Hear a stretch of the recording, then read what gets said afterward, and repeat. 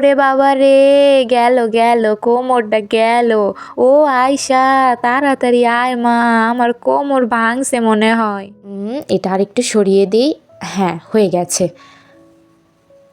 এই যে খুশি, তোকে কিন্তু খাবার দিয়ে দিয়েছি, রাতে কিন্তু আর খাবার পাবি না, এই খাবারগুলোই কিন্তু খেতে হবে রাতে। এ বাবা, উঠানটা কি করে রেখেছে আমার দুই মেয়ে! উফ, ওদেরকে নিয়ে না আমি আর পারি না। সকালেই ঝাড়ু দিলাম, আবার ময়লা করে ফেলেছে। এই মেয়ে দুটোকে নিয়ে না আমি কি করব। আচ্ছা, ঝাড়ুটা কোথায় যেন রাখলাম? হ্যাঁ, ওই তো, হ্যাঁ হ্যাঁ, পেয়েছি। এই যে ঝাড়ু, সকাল সন্ধ্যা ঝাড়ু দিতেই হবে আমায়।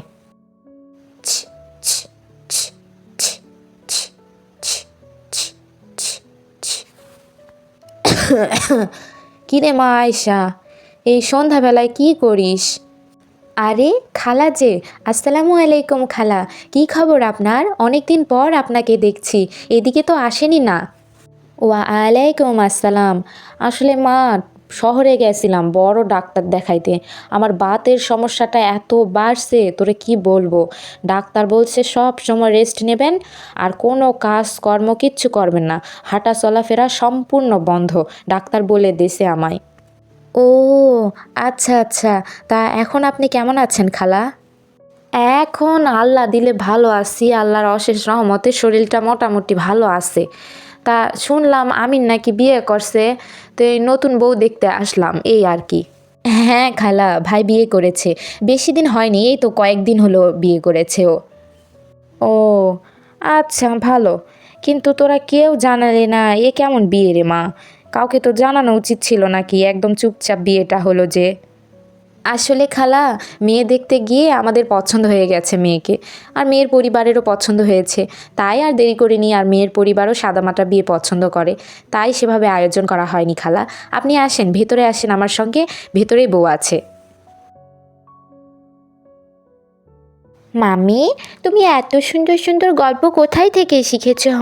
তোমার গল্পগুলো অনেক ভালো লাগে। তাই নাকি?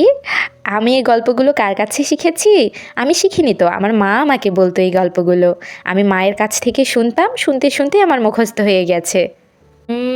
তাহলে মামি, তোমার আম্মু যখন আসবে তখন তোমার আম্মুর কাছ থেকে আমি গল্প শুনবো। তোমার আম্মু নিশ্চয় অনেক ভালো ভালো গল্প জানে। পাগলি মেয়েরা, ঠিক আছে, আম্মা আসলে তোমরা গল্প শুনো। খাদিজা, খাদিজা, আছো? কি করছো তুমি?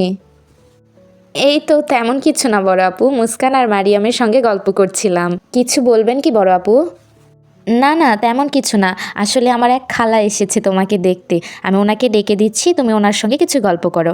খালা কই? খালা ভেতরে আসেন। এই যে খালা, এই হচ্ছে আমার ভাইয়ের বউ খাদিজা। আপনি ওর সঙ্গে গল্প করুন, আমি আপনার জন্য কিছু চা নাস্তার ব্যবস্থা করি। অনেক দিন পর এলেন, আপনাকে কি খালি মুখে ফিরিয়ে দেওয়া যায়? আপনি এখানে গল্প করুন, আমি কিছুক্ষণের মধ্যে চলে আসছি।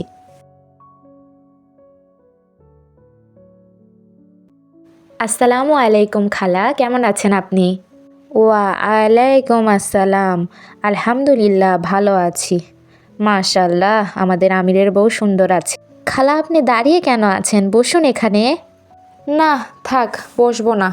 এইদিকে হাঁটতে হাঁটতে আসলাম, দেখে আসি আমির বিয়ে করলো, তা মুখে মুখে শুনলাম যে বিয়ে করছে, তাই দেখতে এলাম বউ। যাক, ভালো। তা ননদের মেয়েদের সঙ্গে তো ভালোই ভাব দেখছি। তা মা, একটা কথা বলি, কিছু মনে করো না, হ্যাঁ? তো তোমার আব্বা আম্মা কি জানতেন না যে এই পরিবারে ননদ আছে, তারপরে তার দুই মেয়ে আছে?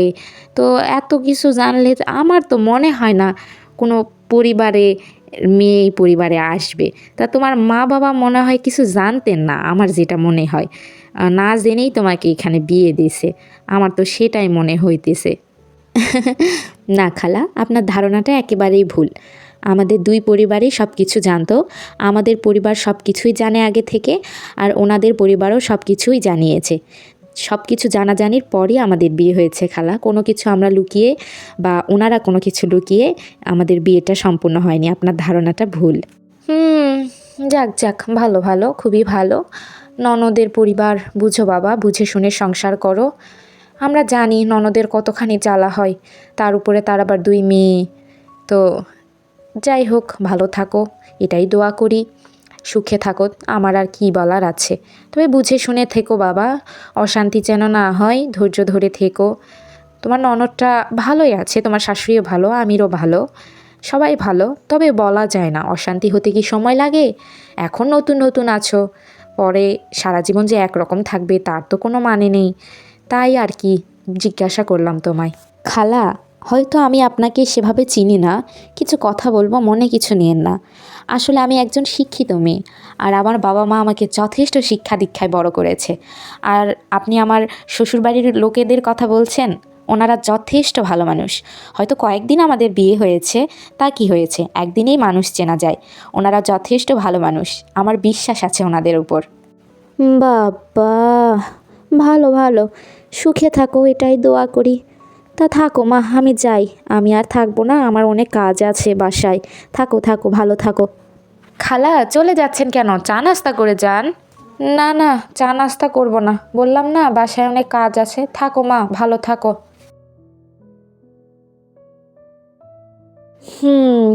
মানুষের মনের হিংসা কখনোই ফুরোবে না।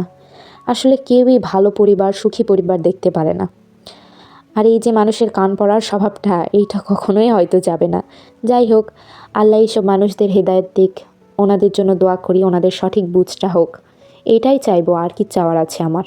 অনেক ফাঁকিবাজি হয়ে গেছে মুস্কান আর মারিয়াম, আর ফাঁকিবাজি নয়। অনেক দিন ধরে সূরাটা মুখস্থ করাচ্ছি, তোমরা কিছুতেই মুখস্থ করছো না, কেন বলো তো? আজকে যদি এই সূরাটা না মুখস্থ করো, তাহলে তোমরা দুইজনের একজন এখান থেকে উঠতে পারবে না, বলে দিলাম। আজকে খাওয়া বন্ধ, ঘুম বন্ধ। আজকে এই সূরাটা মুখস্থ করবে, তবেই এখান থেকে উঠতে দেবো আমি, বলে দিলাম।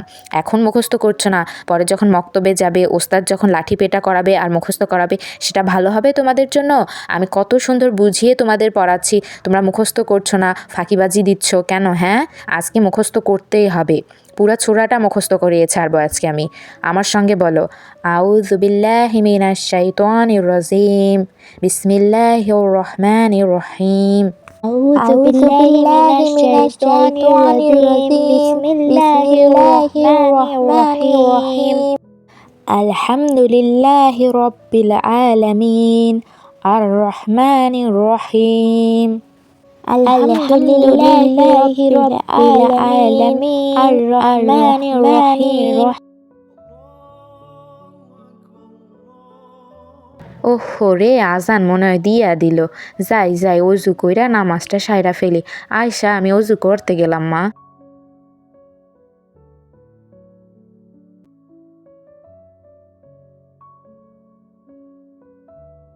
এই এত ধীরে ধীরে পড়া চলবে না, জোরে জোরে বলতে হবে, জোরে জোরে উচ্চারণ করো, তবেই পড়াটা তাড়াতাড়ি মুখস্থ হবে, ধীরে ধীরে পড়লে হবে না।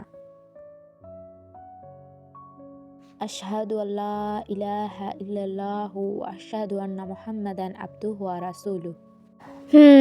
অজু করা হয়ে গেছে, যাই এখন উঠি। তো বন্ধুরা, কিছুক্ষণ পর আমেনা বিবি পা মুচকে পড়ে যায়। আহ, আরে আরে, আম্মা চিৎকার দিয়ে উঠলো না মনে হয়? না না, আমার মনের ভুল হয়তো। ওরে বাবা রে, গেল গেল, কোমরটা গেল। ও আয়শা, তাড়াতাড়ি আয় মা, আমার কোমর ভাঙছে মনে হয়। আম্মা ডাকলো না মনে হয়? হ্যাঁ হ্যাঁ, এটা তো আম্মারই চিৎকার, দেখি তো। হায় আল্লাহ, এটা কি করে হলো? আরে আম্মা, আপনি পড়ে গেলেন কি করে? দেখি দেখি দেখি, কোথায় লেগেছে? খাদিজা, খাদিজা, এদিকে আসো তাড়াতাড়ি, এদিকে আসো, আম্মা পড়ে গিয়েছে, তাড়াতাড়ি আসো। আরে আরে, হায় আল্লাহ, এটা কিভাবে হলো? আম্মা, আপনি কিভাবে পড়ে গেলেন? আম্মা, জলদি জলদি আমার হাতটা ধরেন আর ওঠার চেষ্টা করেন আম্মা। ও আল্লাহ, আমার কোমরটা মনে হয় ভাঙছে রে মা, আমি উঠতে পারবো না, কোমরে প্রচুর ব্যথা হইতাছে, উঠতে পারবো না। আম্মা, আপনি ভয় পাবেন না, আমরা আছি, একটু চেষ্টা করেন আম্মা, একটু ওঠার চেষ্টা করেন, উঠতে পারবেন আপনি, দেখেন একটু চেষ্টা করেন, আপনি উঠতে পারবেন। উঠুন আম্মা, একটু উঠুন, একটু কষ্ট করে উঠুন আম্মা। আহ, আহ, বাবা, কোমরে মনে হয় লাগেনি রে মা, মনে পাটা ব্যথা করতেছে, পায়ে মনে হয় লাগছে। উফ, আল্লাহর অশেষ রহমত, কোমরে কিছু হয়নি। আসেন আম্মা, আমরা ধরে আপনাকে ঘরে নিয়ে যাচ্ছি, একটু কষ্ট করে হেঁটে হেঁটে ঘরে আসুন, তারপরে দেখছি কি হয়েছে পায়ে। হরে মা, তাই করি, ধর আমারে শক্ত কইরা ধর। তো বন্ধুরা, এই তো ছিল আজকের গল্প। আমার গল্পগুলো তোমাদের কেমন লাগে তা অবশ্যই কমেন্টে জানিও বন্ধুরা। আর আমার চ্যানেলে যদি নতুন হয়ে থাকো তাহলে অবশ্যই আমার চ্যানেলটি সাবস্ক্রাইব করো। আর ভিডিও ভালো লাগলে বেশি বেশি লাইক করো, কমেন্ট করো আর শেয়ার করো। তো সবাই অনেক ভালো থাকো বন্ধুরা। আল্লাহ হাফেজ।